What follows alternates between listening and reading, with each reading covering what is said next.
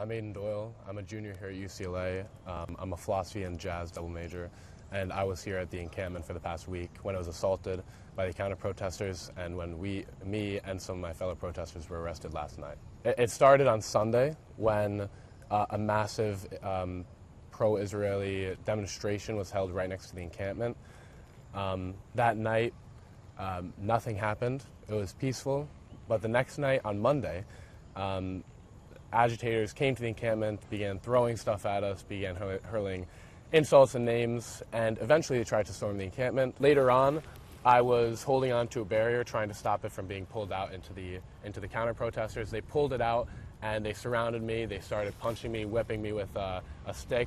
They stabbed me with a metal rod. And these are students here? We have no idea who they are. We have no idea. They were, I suspect most of them weren't students, but a lot of them were 30 years old, 30, 40 years old.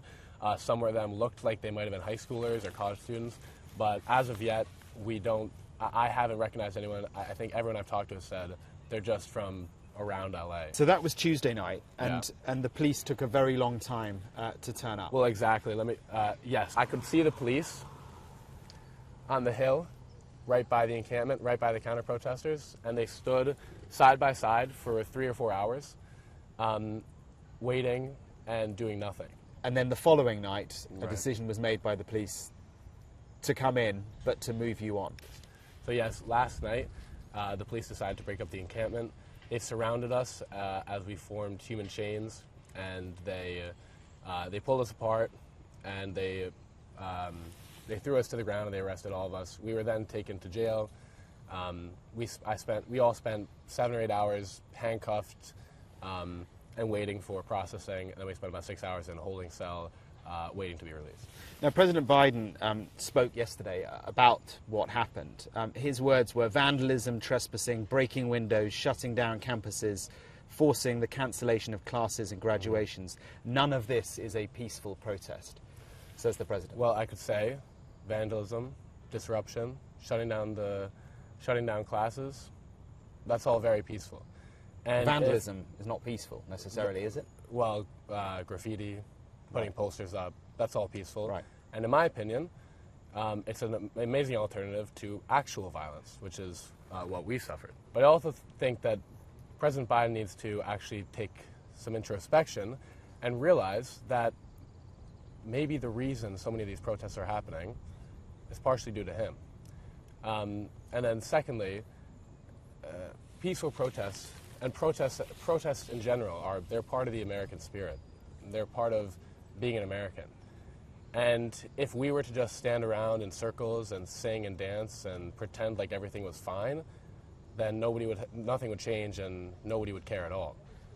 Part of a protest is causing disruption and causing at least a minor level of chaos that is not violent, but that actually disrupts things. If I was to ask you 2 weeks ago, before this encampment was formed, before you were part of this, if I was to ask you 2 weeks ago, who would you vote for in November, what would you have told me? Joe Biden. And what do you say now? Now, I'm certainly not voting for Joe Biden. I'll probably vote for either Jill Stein or Cornel West. He was part of the People's Party, and then he left the People's Party. Jill Stein is part of the Green Party. I think very few people in the encampment are going to vote for Joe Biden in November. I think beforehand, and maybe before October 7th, the consensus among the progressive left was generally Joe Biden is the lesser of two evils. He is a neoliberal, he's not very progressive, but he's the best that we can get. Since October 7th, and especially since over the past couple days, what has become abundantly clear is that he does not actually care about his base. He does not actually care about the people of Gaza or the people of the West Bank. And so even just checking that box next to Joe Biden's name, it's too much to ask of anybody, even if the alternative is worse. I think the best that we can hope for is that somebody who actually cares about humanity, who actually cares about, honestly, somebody who actually cares about the American people as well, is actually elected to office. When did you first become engaged in this issue, in Israel, Palestine, Gaza? Well, I've always been engaged in the issue my whole life. My uncle wore a Palestinian flag on his left shoulder. He's from Ireland? He's from Ireland, yes. Actually, this past summer, the summer of 2023. I found it, I realized that I didn't know enough about things I cared about, and so I started researching it. I started researching the history, what happened in 1948, what happened in 1917, why, how and why Israel was formed, and exactly what injustices were done to the Palestinian people. And then October 7th happened, and all of a sudden the whole world was talking about it. And for the record, what do you think of Hamas? We don't support them. None of us support them. None of us support them. We don't support Islamic fundamentalism. We don't stand with their values. In terms of how much people know about the conflict, I think most people are educated at very least to the bare minimum. But I would actually guess, and of course I can't say for certain, I would guess that most people have a survey understanding of the history. They know what's happening. But what's most important is that when you realize that people are being oppressed, people are being massacred, and you can see that just in the news today, it honestly doesn't take a scholar's understanding of history to recognize that something is wrong and to protest against it. Aidan, let me put a couple of things to you that accusations that are often thrown at your group. First of all, that you are clearly anti-Semitic. Our missions and our goals are not anti-Semitic in any way. They're anti-Israel, they're anti-Zionist, but to conflate Zionism and Israel with Judaism is anti-Semitic in and of itself. And it's an accusation that I throw right back at the Zionists who say that we're anti-Semitic because we're anti-Zionist. Do you believe in Israel's right to exist as a country? To me, the question of Israel's right to exist is completely impertinent to the conversation. What's important right now is that, first of all, the massacre in Gaza stops. The apartheid in the West Bank and in Gaza and Israel stops. Peace and prosperity are given to the Palestinian people.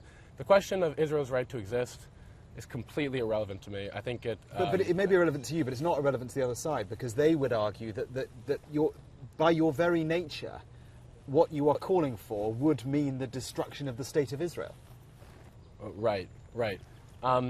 If you're going to ask me, do I believe in Israel's right to exist anywhere, I think that having sovereignty for Jewish people is amazing. I think Jewish sovereignty is incredible. I think it's an amazing thing. I think that if there is a country for Jewish people that protects the Jewish people, that is of utmost importance, especially with the vile and rampant anti-Semitism that exists across the world that I see every day and that I try and combat as much as possible.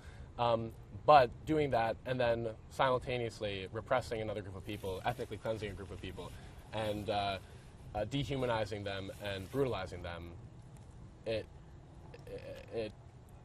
the question of whether your state has a right to exist becomes secondary to the genocide that's happening. What about this idea that you're all hypocrites because you're a progressive movement, right. You are for transgender rights, gay rights, and yet you are backing a part of the world where none of that could exist?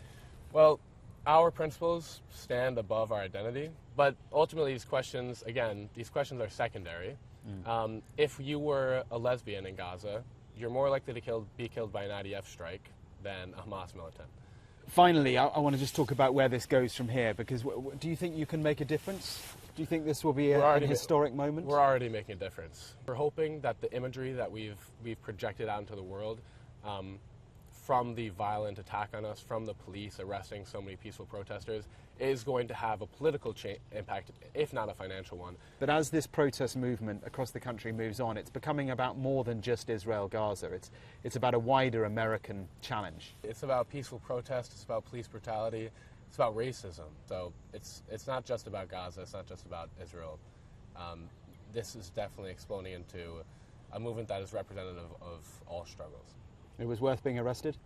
Absolutely. It was painful, it was uncomfortable. I woke up sore from the handcuffs being held in this position for 8 hours, but I think that hopefully the impact that all of us being arrested will have is greater than any physical discomfort that we suffered.